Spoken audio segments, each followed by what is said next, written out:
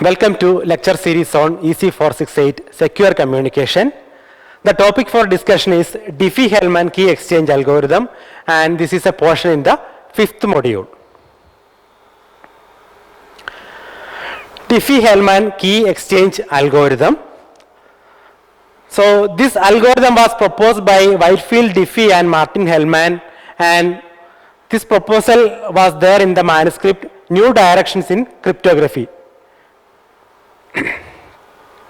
Security of transmission is critical for real world applications, that means network and internet applications. Then when you do communication or when we perform communication, we need to share information, and the property or the thing that is to be ensured is that the intruders will not be able to decipher the communication. That is, when we perform a communication, the intruder or the eavesdropper is not supposed to understand the meaning of that particular communication. For that, we will be going for some encryption algorithms. Now, in the Diffie-Hellman key exchange algorithm, the security of the algorithm relies in the difficulty of computing discrete logarithm of large numbers. So, the security relies in the difficulty that we may be facing in computing the discrete logarithm of large numbers.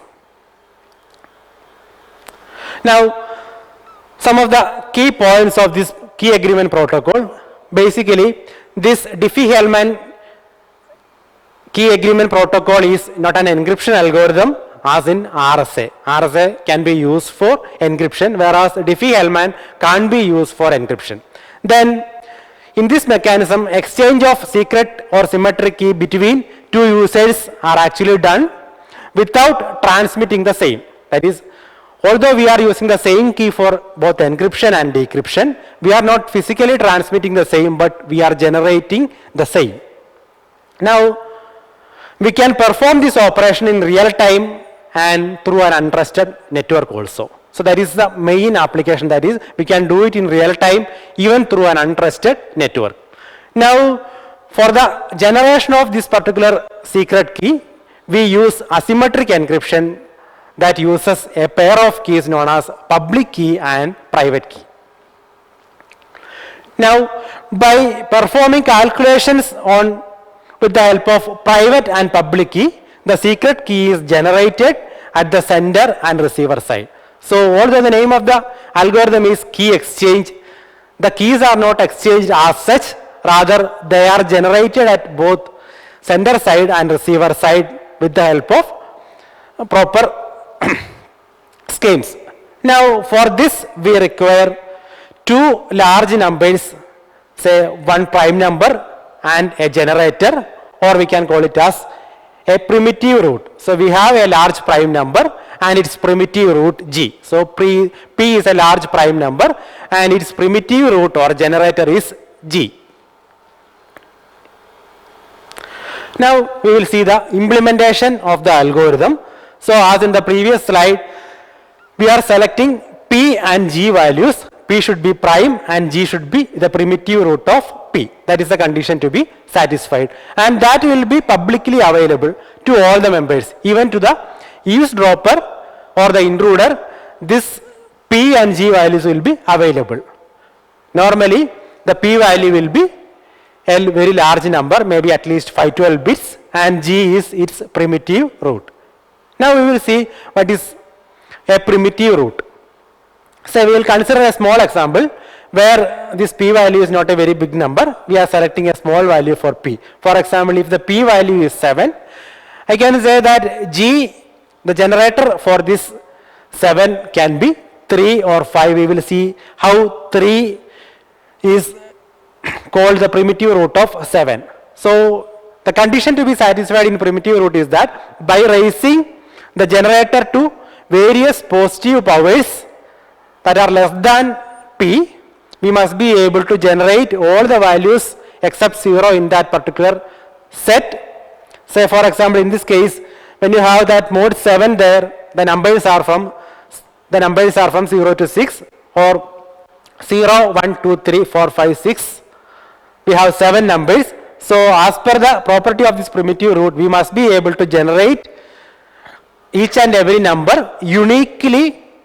That keyword uniquely is very important, because here you can see that when you compute 3 raised to 1, you are arriving at the result as 3. 3 raised to 1 mod 7, it is 3. 3 square mod 7, it is 2. 3 raised to 3 mod 7, it is 6. 3 raised to 4 mod 7, it is 4. 3 raised to 5 mod 7, it is 5. And 3 raised to 6 mod 7, it is 1. So we will be computing g raised to positive numbers from 1 to p minus 1. So p value is 7, so p minus 1 is 6. Then when you compute those values and apply the modulus operation, you will be getting different values, that is unique values are there. No number is repeated here. So that is what is the property of primitive root or generator.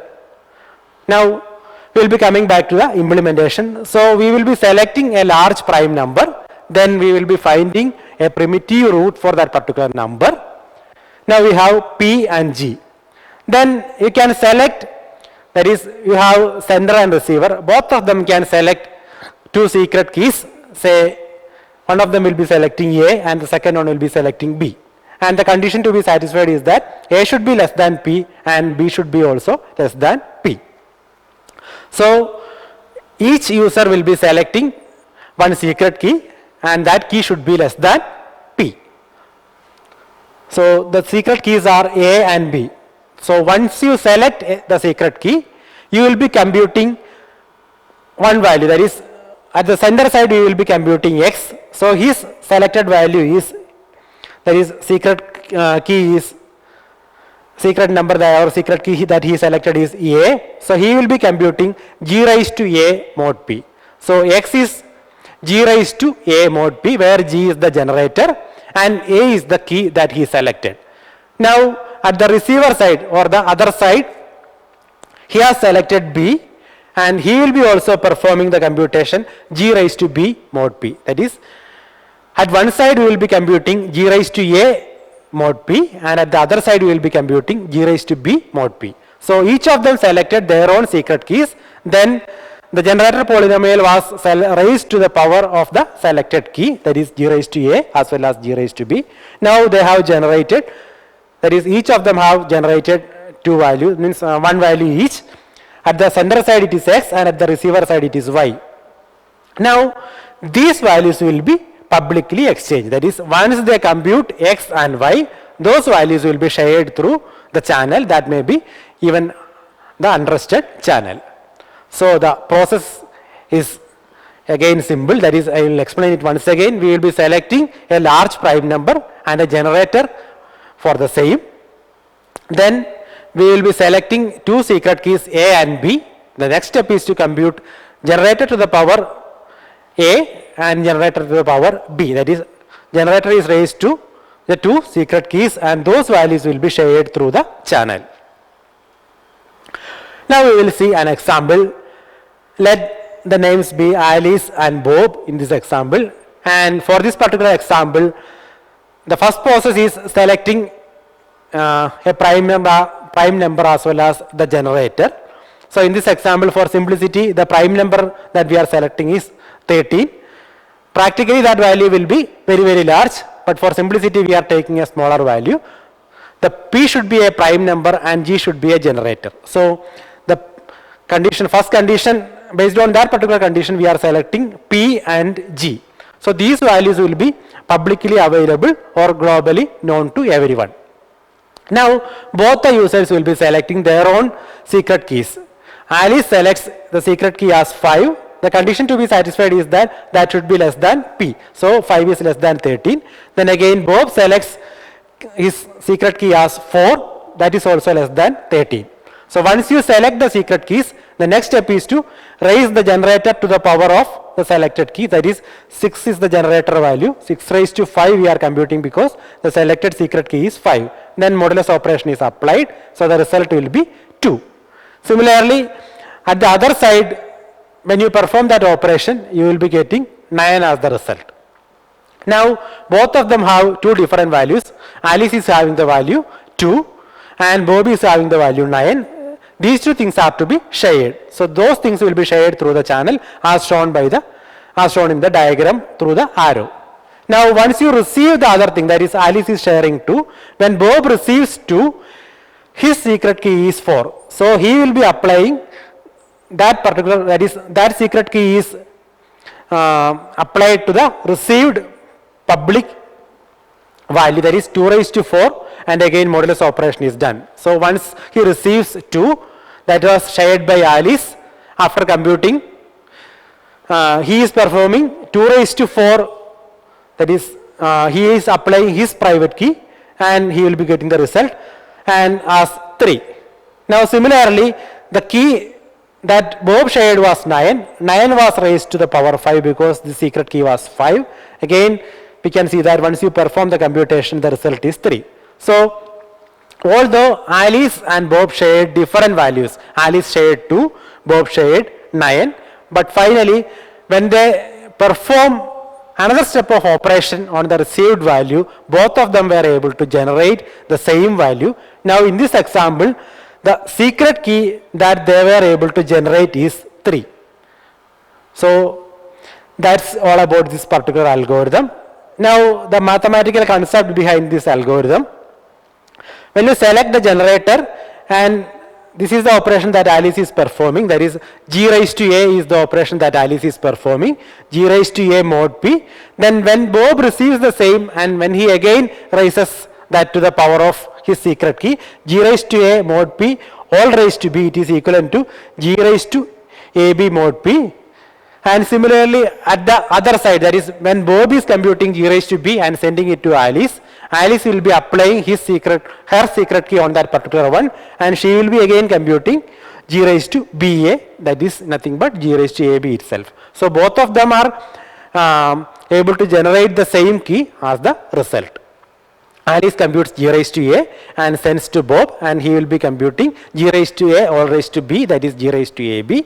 And similarly, Bob computes G raised to B and sends to Alice. Alice raises it to the power of A, that is G raised to BA, that is G raised to AB itself, and the secret key that they will be sharing. Now we will do one more example. Let the prime number value be 23 and generator be 5. Again, they can select their own private keys. So Alice selects 6 and Bob selects 15. Now at the Alice side, the public value is computed, that is G raised to A, that is G is 5 and A is 6. So 5 raised to 6 mod 23, and that value computed value is 8.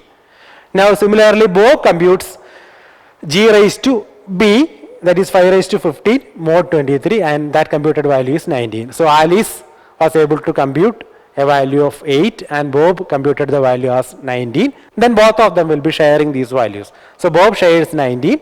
Now once Alice receives that particular 19, she raises that value to, that is G raised to B to again to A. A value was 6. So 19 is G raised to B mod P. So 19 to the power 6 mod 23, that value Alice is computing, the computed value by Alice is 2. Similarly, when Bob receives the value, that is Alice computed that value as 8 and that was publicly shared. Once he receives that 8, that 8 is raised to the power 15, his secret key value, and modulus operation is applied, the result is 2. So both Alice and Bob were able to compute the secret key as 2.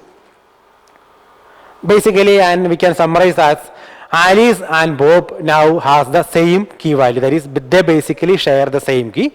So basically they didn't share that particular key too as such, they were sharing some values publicly, and those values were used for the computation at the sender side and receiver side, and both of them were able to generate the secret key, and in this example that secret key value is 2.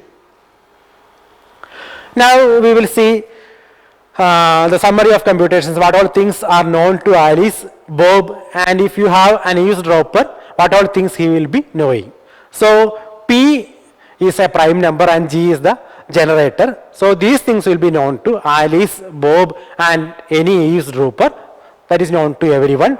Then the secret key selected by Alice, A is equal to 6, that is known by only Alice, that is an unknown for Bob as well as Eve. Similarly, the secret key selected by Bob is 15, that is an unknown for Alice as well as Eve. So Alice don't know small b and Bob don't know small a, and eavesdropper don't know a and b. Now once they receive those values, both of them will be performing the computation, and the computation is shown here. And although the eavesdropper also receives this capital A, that is g raised to a mod 23, and g raised to b mod 23, that is capital B, he is not able to compute the secret key that is known to Alice and Bob after the computation, because he don't know these secret keys. That is, if you don't know small a and small b, you will not be able to compute this particular yes, that is the secret key that was generated. So the publicly available things are p and g, and once you compute that, the computed value, that is capital B as well as capital A, that also will be known to everyone. So even if the eavesdropper is able to understand or view that particular capital A and capital B, he will not be able to compute the secret key. Now we will see the key facts of this Diffie-Hellman algorithm. In Diffie-Hellman key agreement protocol, we establish a secret key without using any pre-distributed keys. We are not sharing any keys prior to our actual communication. Those keys are generated. The messages exchanged between Alice and Bob can be read by anyone able to eavesdrop, and yet the eavesdropper won't be able to generate the session key that Alice and Bob end up with. Then one of the limitations, that is, in Diffie-Hellman, we does not authenticate the participants as in RSA algorithm. And again, if you want to authenticate, use Diffie-Hellman for authentication purpose, you need to modify that particular algorithm. Now we will see some of the applications where we can use this Diffie-Hellman. This Diffie-Hellman is used in the Internet Key Exchange or IKE protocol, that is basically the central part of IPsec architecture. And Diffie-Hellman is currently used in many protocols like SSL and TLS, then Secure Shell or SSH, then IPsec and Public Key Infrastructure PKI. So I shall repeat once again: SSL and TLS, SSH, then IPsec and PKI, Public Key Infrastructure. Now we will see some of the advantages and disadvantages of Diffie-Hellman algorithm. The sender and receiver does not require any prior knowledge of each other. That is the main advantage. That is, we don't want to communicate anything prior to the actual communication. That is the main advantage. Then again, once the keys are exchanged, the communication of data can be done through an insecure channel. That is, even if we are using an insecure channel, we will be able to use it for secure communication with the help of this algorithm. Then the sharing of the secret key is safe because we are not actually sharing the key, we are generating the key. Now we will see some disadvantages. The algorithm cannot be used for asymmetric key exchange. That is, we are using this algorithm for symmetric key exchange where we use the same key for both encryption and decryption. Now again, it cannot be used for signing digital signatures. That is another limitation. If it was RSA, it can be used for signing digital signatures. Now the security of this Diffie-Hellman algorithm. Known attacks for this Diffie-Hellman algorithms are: first one is the discrete logarithm attack. Basically, the security of this algorithm relies on the difficulty in finding the discrete logarithm of large numbers. Another option is man in the middle attack. Since this algorithm doesn't provide any authentication, we can say that the possibility of a man in the middle attack is there. So this algorithm doesn't authenticate either both parties involved in the exchange, and hence we can say that there is a possibility of man in the middle attack. These are some of the references that I use for preparing this material.